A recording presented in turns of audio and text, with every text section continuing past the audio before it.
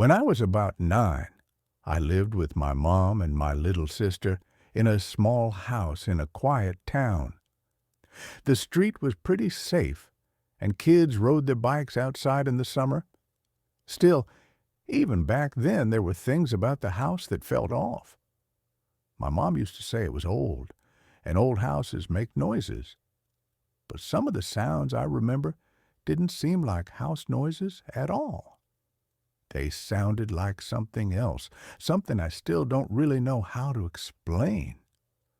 The first thing started one night when I couldn't sleep. I lay in bed with the blanket pulled up to my chin, staring at the little glow in the dark stars on the ceiling. My room wasn't very big, just a bed, a dresser, and a toy chest by the window. I remember watching the shadows on the wall from the trees outside. The branches swayed whenever the wind blew, and I told myself that's what I was seeing. But then I noticed one shadow wasn't moving like the others. It was down low in the corner near my toy chest. At first I thought it was a pile of clothes or one of my big stuffed animals. I almost laughed at myself for being a scared kid, but then I blinked, and the shadow was gone. I remember feeling cold, the kind of cold that comes from inside your body, not from the air. I pulled the blanket over my head and fell asleep. The next morning, I didn't even think about it until I saw my toy chest. It was standing open like someone had been looking inside. I never left it open because my mom would get mad if toys spilled out. I closed it and didn't say anything. A few weeks later, my sister, who was only 5, told my mom she didn't like the man in the closet. I basically froze when she said it because she said it so casually, as if it was just a fact. My mom brushed it off and said, "Little kids imagine things." But I could see my sister's face and tell she wasn't making it up. She said he would stand in the closet at night and whisper, but she couldn't hear the words. My mom tucked her in that night and said a prayer with her, but she didn't check the closet. Later that night, I woke up because I heard something dragging across the floor, like someone scraping their nails across the wood. I was too scared to move, but the sound stopped right by my bed. I was sure if I looked over the side, I'd see something staring up at me. I just froze there, clutching the blanket until I fell asleep again. The next morning, there were long scratches on the floor next to my bed. They were fresh, like someone had carved into the wood. I ran to show my mom, but she got mad. She said I must have been playing with something sharp or dragging furniture. I swore I hadn't, but she didn't believe me. After that, the nights got worse. I would hear faint whispers, almost like a radio on very low volume, and they seemed to come from my closet.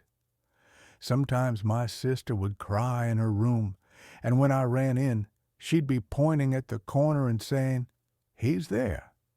He's there. I never saw him, but I believed her. You know that feeling when someone's watching you and the hairs on your arms stand up? That's how it felt. The scariest night was in the middle of winter. I woke up and saw my bedroom door was open, even though I always shut it. I could see the hallway light because my mom left one on for us at night. But then, as I watched, the light in the hall went out.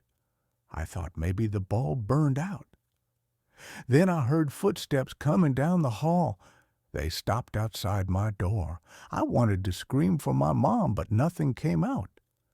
The door creaked, and I saw a tall, dark shape lean in, just its head poking into the room. I shut my eyes and pretended to be asleep. When I opened them again, the door was closed, and I was alone. In the morning, I asked my mom if she had come into my room. She said no. She'd been asleep all night. my sister said she'd seen the man again standing by her bed. We told my mom together, and she finally looked worried.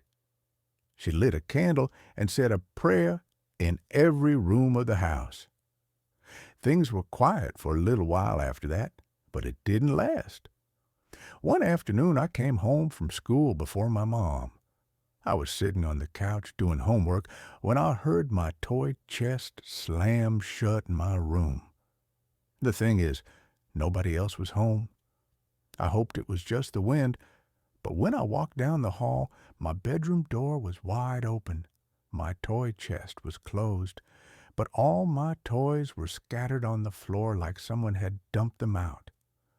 I backed away and waited outside until my mom came home. When I told her, she still didn't believe me.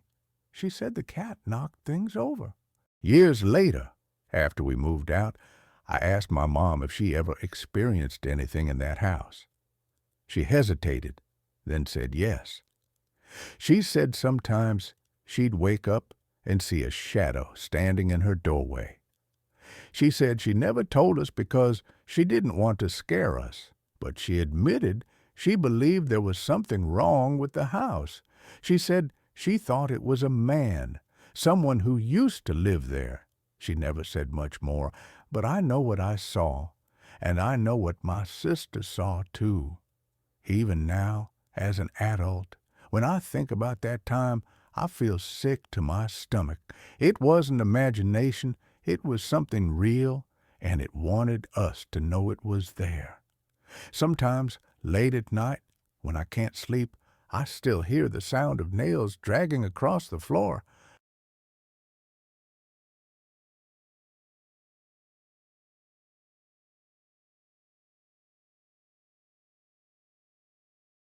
When I was 10, my family moved into a bigger house because my mom had just remarried and we needed more space. The place was nice, newer than the one we'd lived in before, and it sat in a quiet neighborhood surrounded by trees. I thought I'd be happy there. At first, everything seemed fine, but then little things started happening that made me feel like something wasn't right with the house. My bedroom was at the end of the hall. It had two big windows that faced the backyard and a closet deeper than the one I had before. I liked it until the first night I slept there. I woke up around midnight because I heard something moving in the closet. It wasn't loud, just soft shuffling like clothes brushing against each other. I stared at the door and told myself it was just the house settling. I know it sounds cliché, but most people, even kids, assume those little sounds in a house are just normal creaks and groans.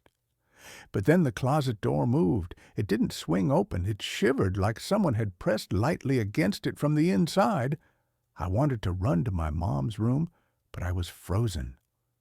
I stayed that way until I fell back asleep, still staring at the closet.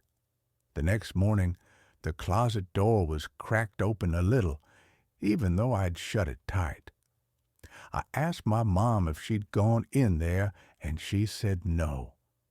She told me maybe the air vent pushed it, but I knew it wasn't the vent. The nights after that got worse. I started hearing tapping on my window. At first I thought it was tree branches, but when I looked, there weren't any near the glass. The tapping would go on for minutes, and when I pulled the blanket over my head, it would stop. I ignored it until one night I finally peeked out and saw a pale hand pressed against the window. It was on the outside, but the window was on the second floor, way too high for anyone to reach without a ladder. The hand stayed there for a long time, pressed flat against the glass without moving. Then it slowly slid down and disappeared. I didn't sleep at all that night. When I told my mom, she cracked up laughing. She didn't believe me for a second. When she realized I wasn't joking, she tried convincing me I'd been half asleep and dreaming. but I knew that was bull. My stepdad didn't believe me either. He said I was making it up for attention, and he laughed too. But after that, he started leaving the hallway light on at night. So maybe he wasn't as confident as he pretended. A month later, my little brother, who was 4, started talking about the white lady. He said she came into his room and sat on his bed. My mom brushed it off as his imagination, but one night he screamed. I ran in and found him curled under his blanket crying. When he finally calmed down, he said the white lady had been standing by his door, staring at him, and her eyes were completely black. I believed him because of what I'd seen at my window. After that, I started sleeping with the blanket over my head every night. But the dreams came anyway. I began dreaming of the white lady, too. She would stand in the corner of my room and whisper my name. Her voice was dry, like leaves rubbing together. Sometimes I'd wake up and still hear it, faint but definitely real. One night, I woke up and saw her at the foot of my bed. She was taller than anyone I'd ever seen, her head nearly touching the ceiling. She wore a long white dress that moved even though the air was still. Her hair was black and stringy, her skin pale like chalk, and her eyes were empty black holes. I had tried to scream, but nothing came out. I shut my eyes, and when I opened them again, she was gone, but my closet door was wide open. After that, I couldn't go near my closet. I begged my mom to let me sleep in her room, but she said I needed to be brave. I think she just didn't want to admit she was scared too. The worst night came during a storm, heavy rain and loud wind. I woke up to the sound of my window creaking. When I looked, the window was sliding open. Even though it was locked, I saw the lock turning on its own. The window opened all the way, and the white lady climbed in. She didn't move like a person. She floated, her feet never touching the floor. She drifted toward my bed and leaned down until her face was inches from mine. I felt her cold breath on my skin. She whispered my name again, and this time I screamed as loud as I could. My mom and stepdad came running, but when they turned on the light, the window was closed and locked, and no one else was there. They yelled at me for scaring everyone, but I could see in their faces they were worried. The strange part is, I don't clearly remember what happened between seeing her float toward me and screaming. It's like I blacked out, and the next thing I knew, my parents were in the room. My window was shut again, which made them believe it was just a night terror. I think that's why my mom started taking me to therapy for a while. We lived in that house for 3 more years, and I never got used to it. My brother stopped talking about the white lady, but I think he was too scared, not because she stopped visiting. Sometimes I'd hear him crying at night, whispering, "Go away." I think he just didn't want to be forced into therapy, too.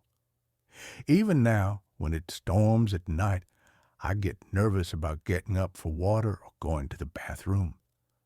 I'll glance at the corners of the room, making sure nothing tall is lurking there. It shows how these things stick with you into adulthood. I might believe it was just night terrors if it weren't for the hand I saw on my window long before my little brother ever mentioned the white lady. I guess this is just one of those freakish experiences that can't be explained.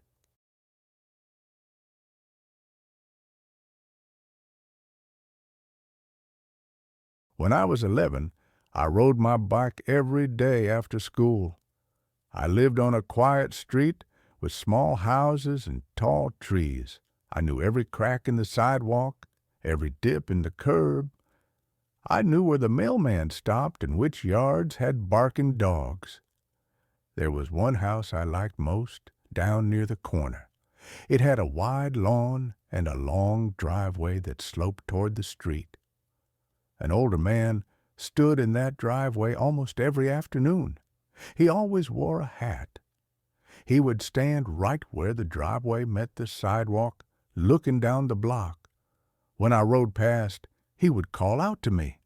He never stepped onto the sidewalk, never came closer, just raised his hand and said hello before going back to standing there. I always waved back.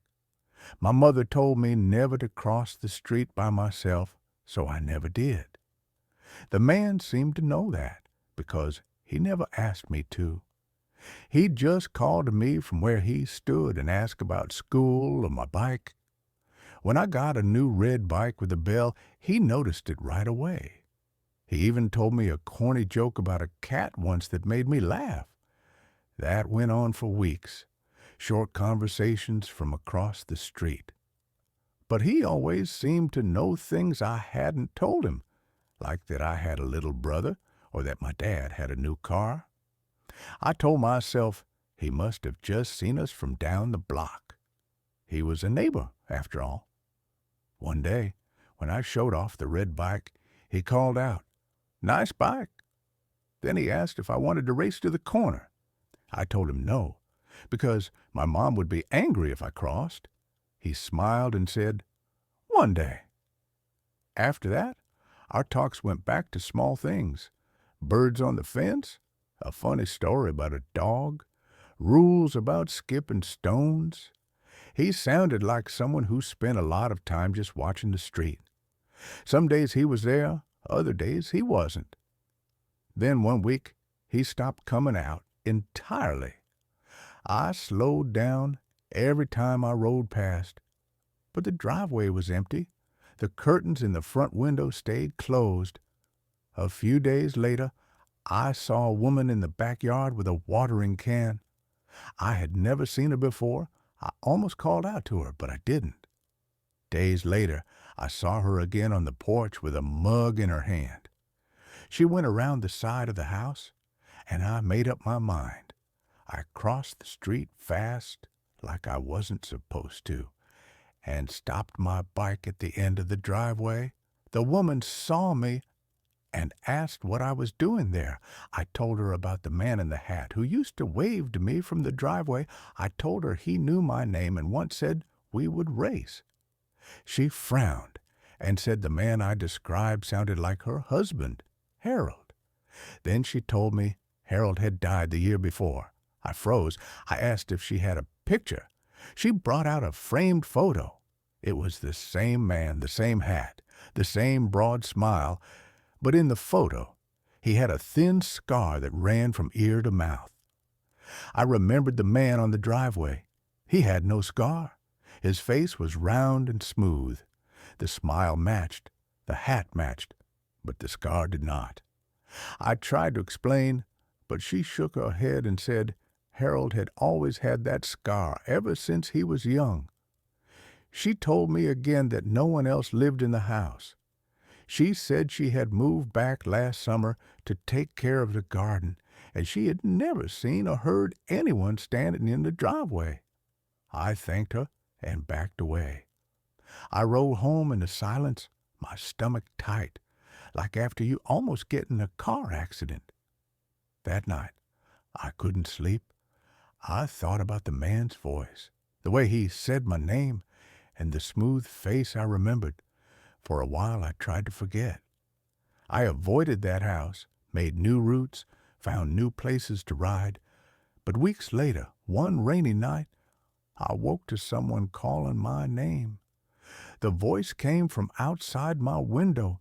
It was the same voice I had heard in the driveway. I pulled the covers over my head and screamed for my mom. She came in and checked the window. Nothing was there. My dad checked the locks with a flashlight. They told me it was a dream. I wanted to believe that. I really did. But my throat hurt the next day from shouting, and I knew what I'd heard. The years went by. The woman moved, new people came, and the house changed. I got older, went to college, and my parents sold our house. But the memory never left. Once, years later, I drove back down that street. A kid on a bike rode past the corner. The long driveway was empty in the sunlight. I thought about stopping, about asking if anyone ever stood there anymore. But I didn't. I kept driving. The memory stays with me, like a stone in my chest. I don't know what I saw, or who I spoke to. All I know is that the man in the hat smiled, waved, and called my name. And he shouldn't have been there at all.